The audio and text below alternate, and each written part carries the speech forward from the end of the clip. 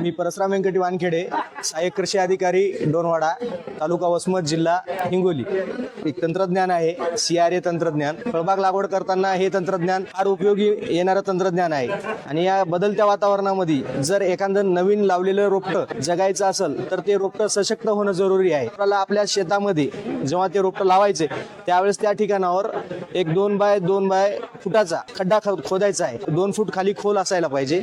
असा खड्डा खोदून घ्यायचा आहे. खड्डा खोदून घेतल्याच्या नंतर त्या ठिकाणावर आपल्याला PVC पाईप लावायचे आहेत. PVC पाईप हे त्या खड्ड्याच्या चारी कोण्यामध्ये 4 लावायचे आहेत, जेणेकरून चारी कोणत्यामध्ये PVC पाईप लावल्याच्या नंतर आपल्याला तो खड्डा ती रासायनिक खत आणि शेणखत याच्या मिश्रणाने भरून घ्यायचा आहे. तो खड्डा भरून घेतल्याच्या नंतर आपल्याला त्याच्यावर आपलं रोप लावायचं आहे. रोप लावल्याच्या नंतर पुन्हा माती मिश्रणाने उर्वरित खड्डा भरून घ्यायचा. चारी कोणत्यात लावलेले जे पाईप आहेत भरते वेळेस सुरुवातीला खालून अर्धा फूट अंतरापर्यंत भरायचे आहेत. ते भरताना आपल्याला गांडूळ खत, शेणखत व रासायनिक खत चे मिश्रण करून खालचं अर्धा फूट भरून घ्यायचं आहे.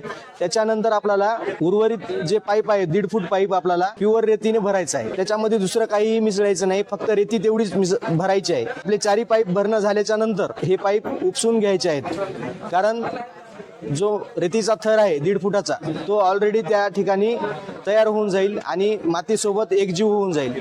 मातीसोबत एकजीव रेतीचे चारी कोणत्याला 4 थर झाल्यामुळे जेव्हा आपण पाणी किंवा विद्राव्य खते देऊ त्या झाडाला ते डायरेक्ट आपल्या जे मुळाची कक्षा आहे त्या झाडाची त्याच्यामध्ये विरघळल्या जातील आणि झाडाला व्यवस्थितरित्या आपटेक करता येईल. फांद्या, फुले, फळं त्याला लवकर लागतील आणि झाड एकदम सशक्त बदलत्या वातावरणामध्ये टिकून राहील. धन्यवाद.